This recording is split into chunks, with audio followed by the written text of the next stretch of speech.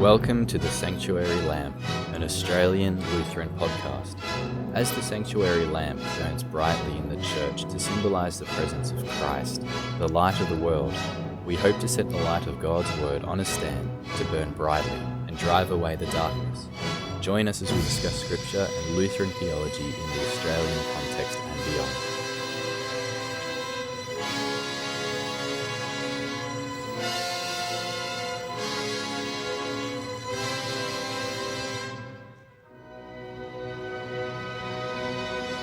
Hello, welcome to the Sanctuary Lamp, an Australian Lutheran podcast. My name is Tom Thatcher and I'm joined by the pastor of St. Peter's Evangelical Lutheran Church, by my pastor, Pastor Stephen Vanderhook. Pastor, St. Peter's Evangelical Lutheran Church has been around for a little over 3 years. You have been that's right. longer than 3 years. Would you like to provide an introduction about yourself? How did you find your way into the Lutheran Church? How did you find your way into the ministry? And ultimately, how did you come to be the pastor of St. Peter's Evangelical Lutheran Church? Okay. Well, maybe I'll start by just saying a little bit about my family background, because it's a little bit of a convoluted route to how I became a Lutheran. But Sure. But my grandparents migrated to Australia after the Second World War, and they were Dutch Reformed. Okay. And about 10 years or so after they arrived, I think, they became Lutheran. And there was a pastor that they met that convinced my grandfather to join the Evangelical Lutheran Church of Australia congregation, which was one of the predecessor church bodies to the LCA, in a place called Gawler up in South Australia here. And so they became Lutherans, and then my parents got married, and my mum became a Lutheran sometime after that as well. And so I grew up in the Lutheran Church. And here in Australia, there's one prominent Lutheran church body that's quite a lot larger than all the others, which we call the Lutheran Church of Australia. So I grew up in a Lutheran congregation here in Adelaide, and from quite an early age, I wanted to go to the seminary and train for the ministry, and I went to the seminary, which was at that time called Luther Seminary, here in North Adelaide. I went there started there when I was about 18. And I graduated when I was 24. And I graduated with my I was married by the time I graduated to Mary Ann, and I had 2 children at the time. So my first parish then was in Gippsland in Victoria, which is the area east of Melbourne. And I was the only Lutheran pastor east of Melbourne. So it was quite a big task. The parish itself, the area of the parish was about the same size as a small European country like Switzerland or Estonia. And I had 5 congregations that I looked after. And we also had a Sudanese group as well. And so I had this multi-point parish. And I used to travel about 300 kilometers every Sunday. And then we had this multi-ethnic situation as well. Actually, we also had a lot of post-war Europeans as well that had come to that area. Right. Germans and Estonians, Latvians, those from those parts of Europe as well. Yeah. So we had a real sort of cultural mixed bag with yeah, these very far-flung congregations, and then Right. Yes. yeah, and then with the Sudanese um thrown in on top, so it was a very fruitful and enjoyable first parish. And then at the end of uh 2000 and It's 2014, is that right? yeah, so 2014 I moved to Mount Barker congregation, which is in the Adelaide Hills. It's a sort of a bit like a satellite city for Adelaide where people commute a little bit now.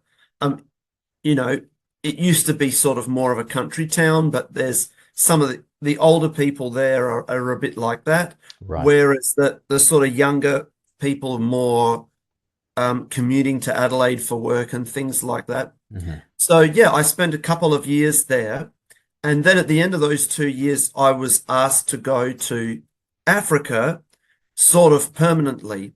And at that time, I'd been asked by the Lutheran Heritage Foundation of Africa and their sister organization, Lutherans in Africa, uh, to consider a call. With my work with the Sudanese people, I'd really developed a real love for um, African people, and I'd tried to learn some African languages, and so they asked me to come over and join them in that mission work. We finished up at Mount Barker, and we spent about 6 months preparing to move overseas. Unfortunately, our plans to move overseas didn't eventuate, and there was some reasons there where we realized we had to stay here. Okay. So then we went up to Maryborough in Queensland, and I was there from 2017, sort of to the end of 2018, the beginning of 2019. Hmm. And I had to leave that congregation a little bit early because of sickness. So I came back to Adelaide, and I also am a musician. I play piano and organ, and the Bethlehem Lutheran Church here in Adelaide was looking for a principal organist. And while I was on this sort of sick leave for a little bit, I went and played the organ for the Bethlehem Church for a couple of years, and that was a really good opportunity just for me to still contribute something Right. to the church without the pressure of the ministry, and also during that time I would have every fifth or sixth Sunday off, and I would often go and fill in the vacant parishes, and that was a real joy at that time. At the end of that time, when we were considering going back into the parish again, um, over the previous, I suppose, 10 years, we had seen, when I say we, I said, myself, my wife, and we realized that there were a lot of things going on in the LCA um, that were causing a lot of problems for just the average parish pastor, Right. and the stability of being able to stay in a particular place for a long time. Part of that has to do, of course, with an ongoing, quite intense uh, debate over the question of the ordination of women, which has been sort of raging for probably about 25 years now in the LCA. And what that's meant is that over that time, almost, I would say, just about every single congregation in the LCA, there are some notable exceptions, but just about every congregation in the LCA is either divided on this matter or has gone in the um, more liberal direction So to give on this. just a quick Sure. summary of what you've just said just then, just to paint the picture, just regarding this particular question, and it's not the only thing that's going on in the LCA right now, but in terms of women's ordination, Yeah. um, as you've just said, there are no, it doesn't seem that there are particularly uh, congregations that are wholeheartedly against this. It seems to be that there are mixed congregations in which there's a mixture of views Yeah. congregation-wide, or congregations that have just, for the most part, pro-women's ordination. Yeah, that's right. Yeah, I don't think there are really that many congregations that are full against the ordination of women. Okay. That's quite rare. Okay. There would be some congregations where people are in the majority Right. who believe that. Hmm. Um, but of course, then if a pastor comes into a congregation Hmm. and he wants to raise this matter and teach it clearly or something like that, then Right. he's the one that's then blamed for causing divisions and causing dissensions and all of that kind of thing. Right. And so, and so, and then the pastor himself would get no support, and then you end up with a divided congregation, and everybody blames the pastor for it. Right. And so there was a lot of those kinds of dynamics Hmm. that were going on, and we were talking about congregations in the LCA that I might go and serve. But all of the things that were sort of offered to me, and we were talking about, all had a little bit of a trap in them where you thought, well, I could keep on doing what I'm doing, and then give it 18 months or 2 years or 3 years before I upset someone, and then um, it's likely that the bishop of whatever district it would be would side with the congregation, and I'd have no support, and there wasn't much that you could do from there. So I started to think about, what do I do? What do I do? And in the end, I came to the conclusion that the LCA actually is a synod which tolerates full well and almost exists in such a way as to hold two opposite and contradictory opinions within itself. And, well, more than one contradictory opinion about all kinds of things. But let's say if we take the ordination question, behind that, um, those who believe in women's ordination, those who don't believe in that, what you do get behind those two groups is a whole swathe of theological matters that are behind it. So, for example, we're talking about things like the uh, the authority of Scripture. We're talking about um, the relationship between men and women in marriage, and anyway, there's a whole lot of questions like that. Even the way we interpret the Bible, um, yeah, lots of questions like that. And for many years, it's been a situation where instead of really going there in a congregation to promote the truth and to really speak the truth, a good pastor is one that is a good umpire that's able to keep a harmonious balance between these two sides. Unfortunately, when you just sit there and let these two sides sit, what you end up with is really a compromise of the truth and a compromise of God's word. So I withdrew myself from the Lutheran Church of Australia at the beginning of 2021, and I wrote this open letter to the bishops of the Lutheran Church of Australia, where I made a confession of faith, and I said, look, this is what I believe.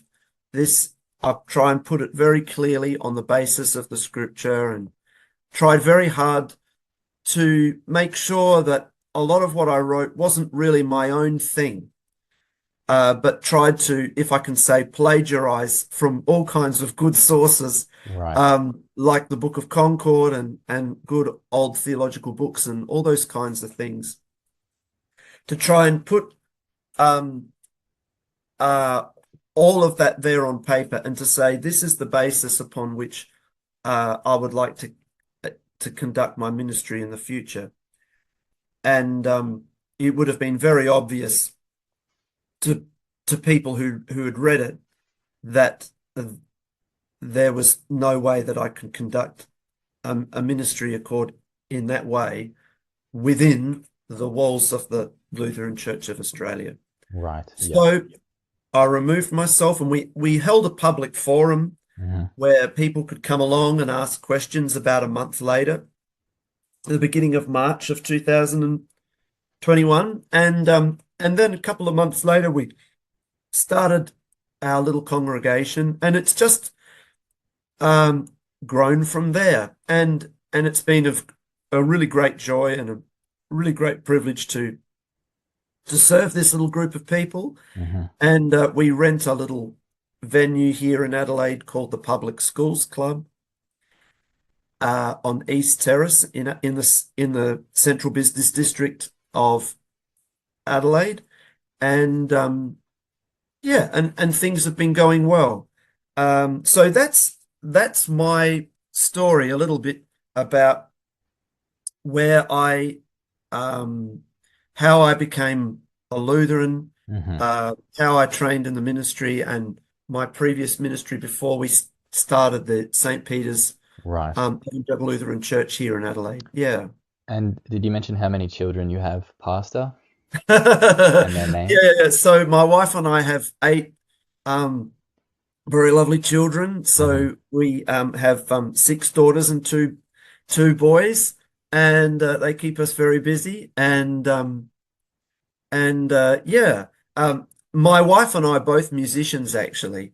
And when I was a kid, was I became reasonably well known as a pianist around the place. And now, as we started our congregation, I've been able to supplement my income and things like that as a musician, piano teacher, and things like that here. So that's been going very well too. And so with the withdrawal from the ministry in the LCA, that included withdrawing from their salary that they were paying you and things like that. Yes, And that that's and so you correct. Yeah. make your living primarily through music now.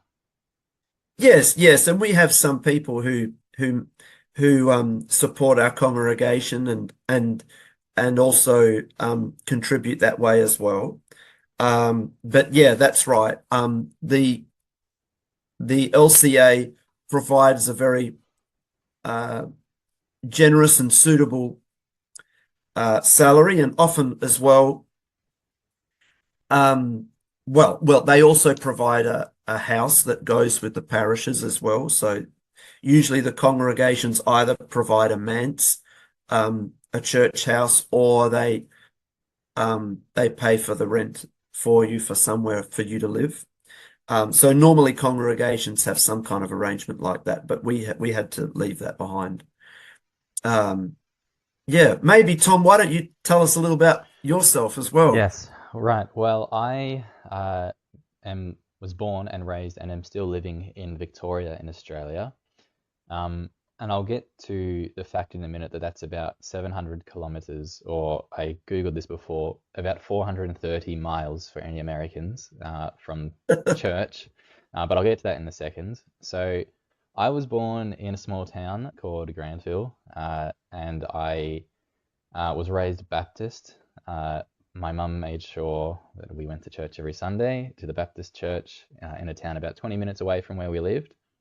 And I was baptized in the Baptist church, of course, not when I was a child, but when I was 18 years old. And when I was about 17 years old, I came across sort of a slew of Lutheran material online. So the classic uh, Pastor Jonathan Fisk with his Worldview Everlasting and old school Lutheran satire by Pastor Hans Feeney. And those sort of gave me obviously a bit of a playful, but also there was truth in it, a playful introduction to the Lutheran faith. And I sort of started to, well, I suppose the Holy Spirit, through those materials, sort of enlightened me, I suppose, as to what was true theologically. And over about the course of a year, when I was in year 11 at high school, so I was 17 years old, and probably for about the course of a year, I slowly but surely became more and more Lutheran. In my theology, I was still a member at the Baptist church.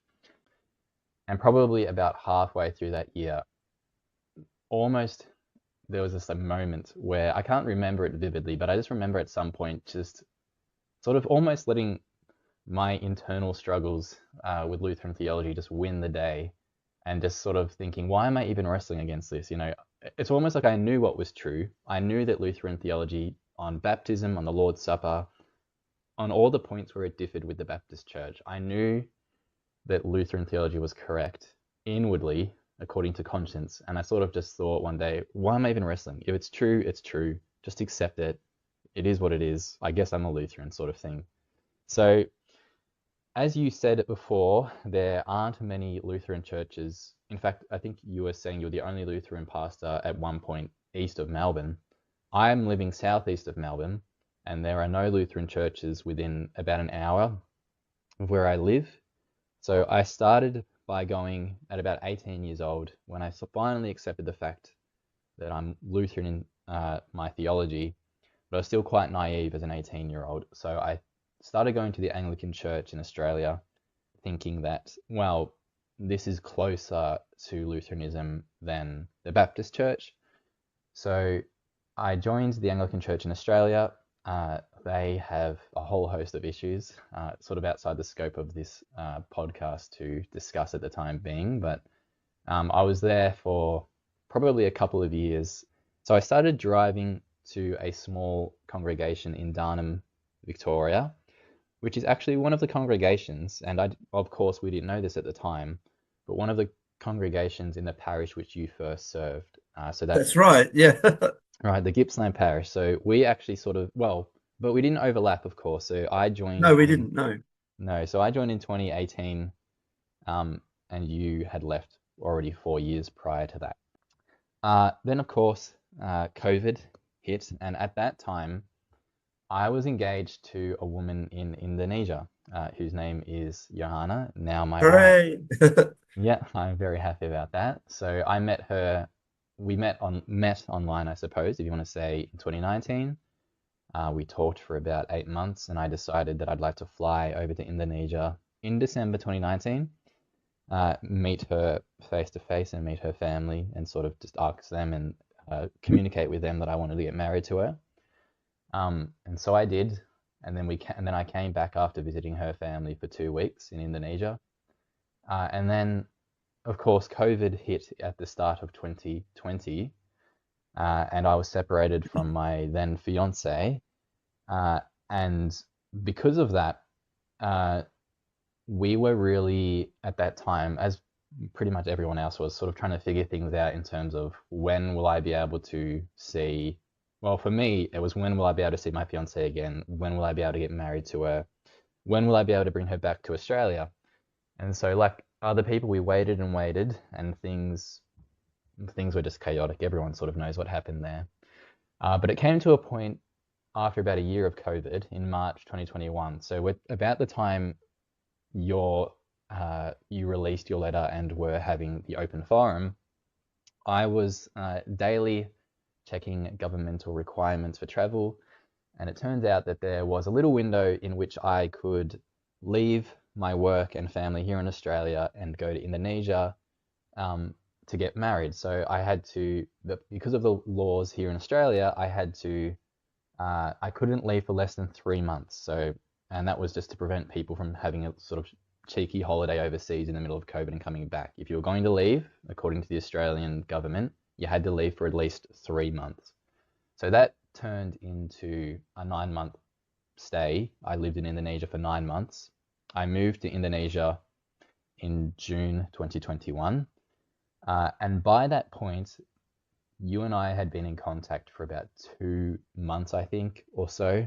or maybe even a bit longer. I contacted you really off the back of your open letter and the forum. So probably 2 or 3 months we'd been in contact. And that's important in terms of uh, my journey into Lutheranism, I suppose, in the sense that I moved to Indonesia. Uh, there are very few Lutheran churches in Indonesia also. So for about 9 months, we were communicating via Zoom. And so for about 9 months, lived in Indonesia. We lived in Sumatra. My wife is Batak, an ethnicity which originates from Sumatra. We had a big Indonesian wedding. Lived there for 9 months until her visa was sorted, her visa to return to Australia with me. And then we returned to Australia in February, March 2022. And so that's when I reached out in May, from memory, it was May 2022.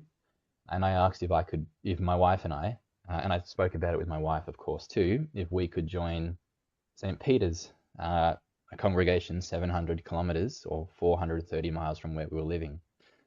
And of course, we joined, and now you are our pastor and still are, and we're still living that 700 kilometers away, my wife and I. Now we've been blessed with a son, born Christmas Eve 2023, named George. So he's just over 6 months old now, almost 7 months. He was also baptized, the second baptism in the history of our congregation, into St. Peter's in March this year. That's 2024. But I suppose one thing I'd like to just to sort of end this little introduction of myself that I would like to just talk about just briefly is going to a church that's 430 miles away, and I am sure, or 700 kilometers, and I'm sure to many people that just seems inconceivable, and it was to me up until about 18 months ago, until I'd really just sort of, I read, a bit of CFW Walther on church theology, Pieper on church theology, and and the Book of Concord, of course, on church theology, and really the sacrifices that our fathers in the Lutheran Church made because of church fellowship and not being willing to tolerate any heterodox teachings at all. And I sort of knew at that point in my head, I suppose, again, the Holy Spirit enlightened me, that really, a confession, an Orthodox confession of the faith is what we are called to, and we are called to stand up for that confession. And as a layman myself, I suppose that call meant that, I couldn't, not only could I not go to, a church of a different confession, or of a heterodox confession even, but I couldn't, being a husband, I couldn't expose my wife to that, just because it was convenience. Of course, there are many churches in between where I live and our congregation in Adelaide, and it would be much more convenient to attend those. But of course, we're not called to a life of convenience. We're called to an Orthodox confession of the faith and to stand up for the word of Christ. And I also felt guilty bringing my wife, just because it was easier for me, and for us indeed, just to go to any old church, I suppose, on Sunday morning locally, when they don't have that Orthodox confession of the faith. And on the basis of A, the Bible, B, the Book of Concord, and C, your open letter, which sort of serves as a de facto statement of confession, I suppose, we knew that really, as dire as it seems, that from the outside looking in, that is, St. Peter's really is, for the time being, the only congregation with, in my opinion, and I'm speaking, this is my opinion, but St. Peter's in Adelaide is really the only congregation that I am aware of with an Orthodox confession of the faith, or maybe it's one of a handful. And whilst there may be congregations individually in the LCA that are, I suppose, close enough to it, for want of a better phrase, still, by virtue of the fact that they're in the LCA and that their broader confession of faith aligns with, I suppose, speaking bluntly, the heterodox, I couldn't in good conscience attend an LCA church either. So after prayer, consideration, communication with you, speaking with my wife, and all these things, we decided that the cross for us to bear at the moment is for us to travel that far to go to church when we can. Of course, we don't attend physically every Sunday. We try to make it to the primary festivals of the church, so Easter, Christmas, and really, but anytime we can. You also have traveled to us. For example, George's baptism, you travel to us for that. So yeah, that's pretty much me, really. Thanks for that little window into your life there, Tom, as well. Just for our viewers and listeners, I think one of the things that we'd really like to do here in this podcast is to really provide a meaty sort of theological podcast, and we don't necessarily want to talk too much about ourselves and our own lives generally, but just in this first episode, we wanted to give a little bit of a background to who we are and what we're doing, and also to say a little bit about our congregation as well that's begun that we're very happy with, very proud of, if you like, and yeah. But maybe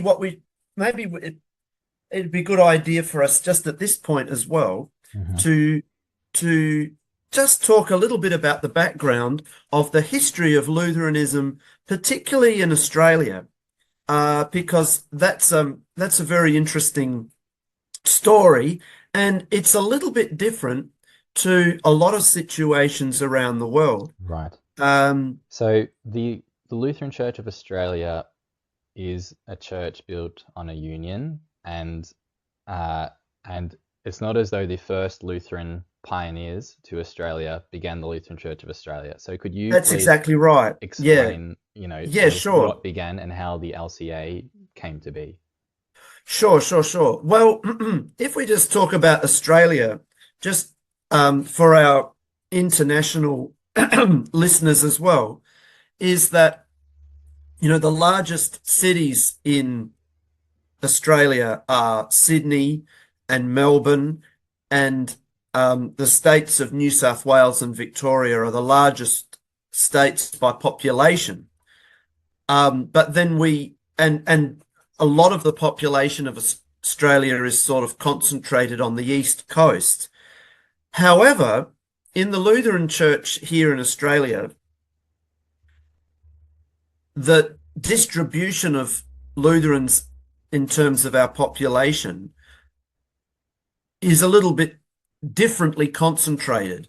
So, for example, I live in Adelaide, which is the capital city of South Australia, and South Australia is actually home to quite a large population of Lutherans.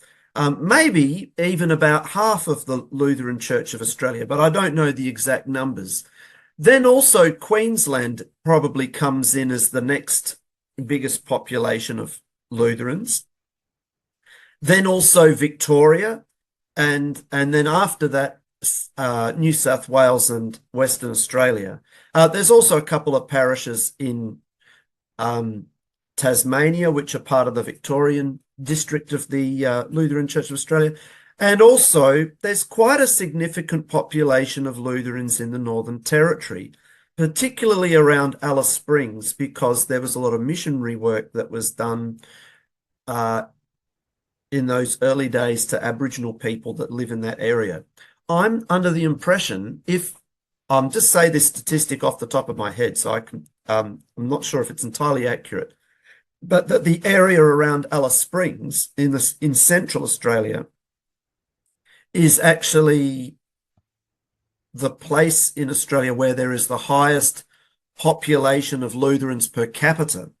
So I think it might have even been in certain areas around Alice Springs, because of those Aboriginal congregations, about 60% of the population was Lutheran. Right. So that's sort of an interesting part of the history there too. But we usually trace the sort of origins of Lutheranism here in Australia to the arrival of two pastors that came here to Adelaide, namely August Carful and also Pastor Fritcher. So there were these two pastors, Carful and Fritcher, that came to Adelaide here. And South Australia was sort of started as more as a free colony for settlers. Australia had been going for a while, and of course we have that infamous history of being the penal colony for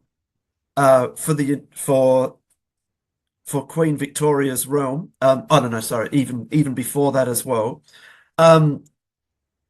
But South Australia was sort of founded a slightly different way, and there was a guy in those days called George Fife Angus that was involved with the South Australian Company, was very, very keen to get different, we might say, non-conformists that were looking for religious freedom to come to South Australia. So there were a lot more Methodists and Presbyterians, Congregationalists, Lutherans, Baptists, not just Anglicans and Catholics. Right. Sometimes you go to some places in Australia and that there's sort of Catholic, Anglican, and other. Whereas in South Australia, it was sort of a little bit different. And there were a lot of churches built here in the early days, and which brought about the even today, Adelaide has the nickname the City of Churches. Yes, right. So Carful actually brought out his entire congregation, and they started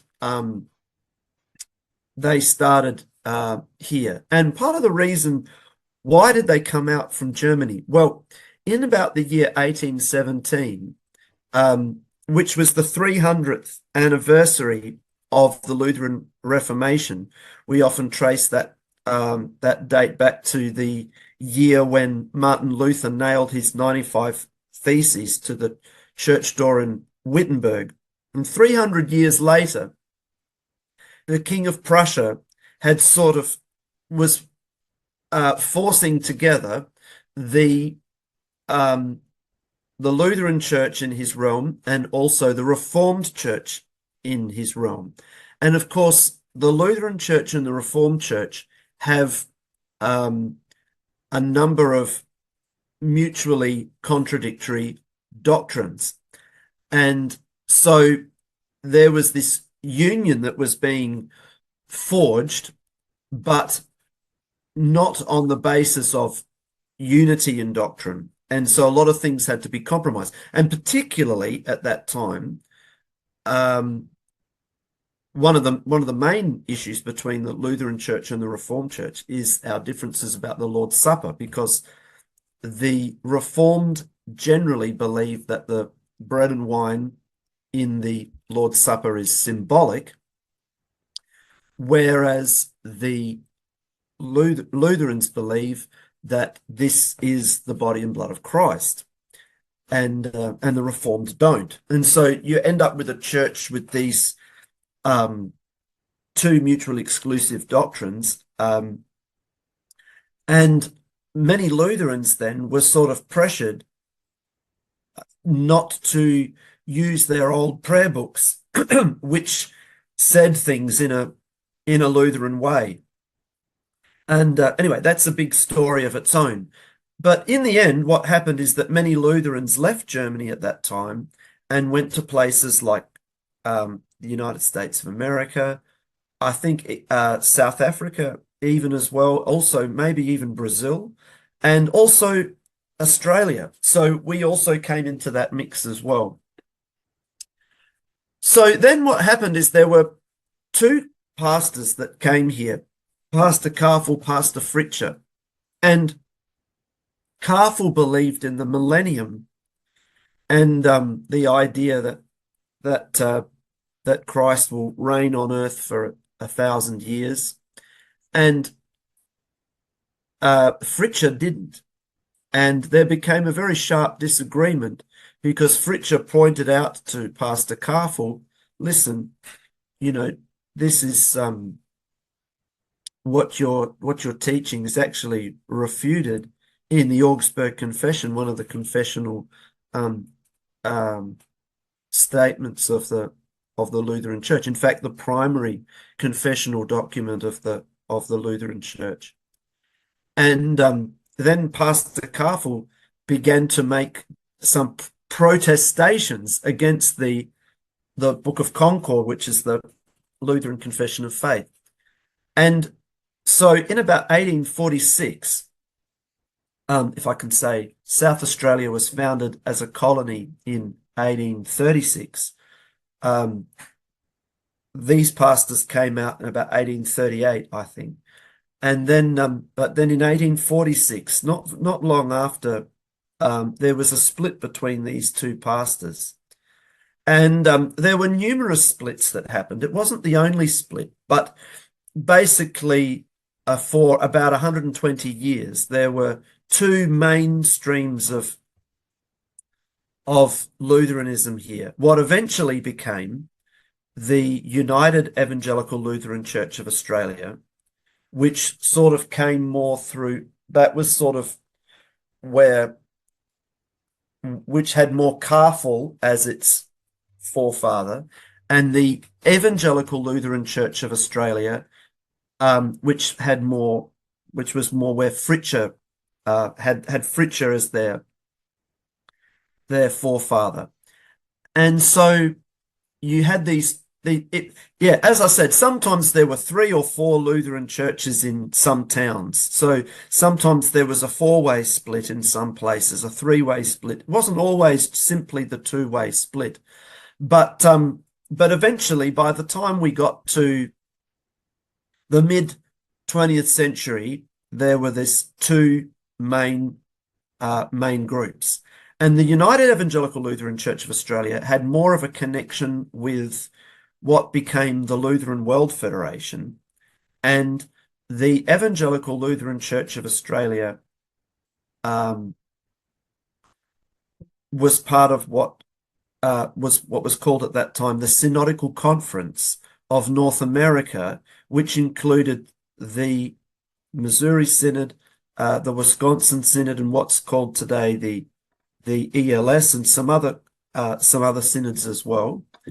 And but that synodical conference kind of dissolved in the late 50s, and then the ELCA and the UELCA formed a merger. They produced a document called the Theses of Agreement, and they became one church in 1966. And so the Lutheran Church of Australia to this day is by far the largest Lutheran church body in Australia. But there are others, is that correct? There are some others, yeah, and it's worth I don't know if we've got time to mention some of those others now. We do, yeah. Okay, good. But if I can just say, also one thing that's probably worth mentioning is that in other countries, for example, America, or there is what's called the ELCA in America, which is quite a large church, which is part of the Lutheran World Federation, which is a much more, we might say, theologically liberal church body. We have what's called the Lutheran Church Missouri Synod, which is a much more conservative Lutheran church body. And in North America, for example, there's those 2 streams of Lutheranism like that, with also other groups, but those are the 2 largest, I just say. Whereas here in Australia, we've always had a sort of one Lutheran church since about 1966, instead of having these 2 streams. And if you compare that to, let's say, around the world, that's reasonably unusual. And so it's always been a bit of a bone of contention in the Lutheran Church. Which side do we go with? The Lutheran World Federation or the Lutheran Church Missouri Synod? and there's also what's called the ILC, the International Lutheran Council, which is the Missouri Synod and its sister and daughter churches. So the Lutheran Church of Australia is an associate member of both the Lutheran World Federation and the International Lutheran Council.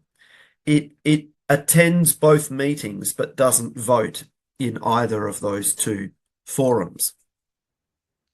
But in 1966, let's just mention a couple of other church bodies here in Australia as well. In 1966, there was a pastor in Kingaroy in Queensland. His name was Pastor Fred Kleinig, and he was part of the ELCA, but he didn't go in with the LCA union. And as far as I'm aware, I haven't studied it in great detail, but as far as I'm aware, he's one of the few pastors that stayed out of the union in 1966. And he had a number of congregations, mostly in that region of Queensland, around Kingaroy. I think he got to Maryborough and Hervey Bay, and maybe the other side of Kingaroy towards Toowoomba and things like that. And he had a number of congregations there, and eventually they formed what was called the ELCR, and I think that stands for the Evangelical Lutheran Congregations, I think, of the Reformation. And to this day, that is the second largest Lutheran church body here in Australia. I think they have about 200 people all up. And in the 70s, there was some other pastors, I think from America, that came and joined them. And there was a bit of a disagreement amongst them about things to do with whether women should wear head coverings in church. And there was a group that said yes. There was another group that said no, and the group that said no withdrew from them, and they formed what was called they formed a congregation which eventually became the ELS congregation in Brisbane. There was a long time before that congregation was formed, but there was a congregation in Brisbane and also a congregation in Maryborough that joined together, and they've been served by the Evangelical Lutheran Synod in America, and they're also in communion with the Wisconsin Synod, and so they're part of that they're part of that group. In the 1990s, there was also a couple of pastors here there was a couple of pastors in Queensland, notably led by Pastor Clarence Prebenow, and also some brothers who were Pastor Vernon and Melvin Grieger, and they left the LCA in about 1992. And I think they had about 6 pastors at their founding. They formed what was called the AELC, the Australian Evangelical Lutheran Church. And they are mostly in the region around Toowoomba and